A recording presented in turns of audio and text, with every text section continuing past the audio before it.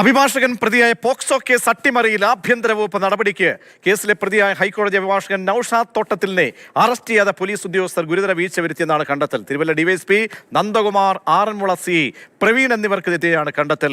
C K അബിലാലുണ്ട്. Abilal, പോലീസിന്റെ അന്തസ് കളങ്കപ്പെടുത്തിയ ഒരു സംഭവമാണ്.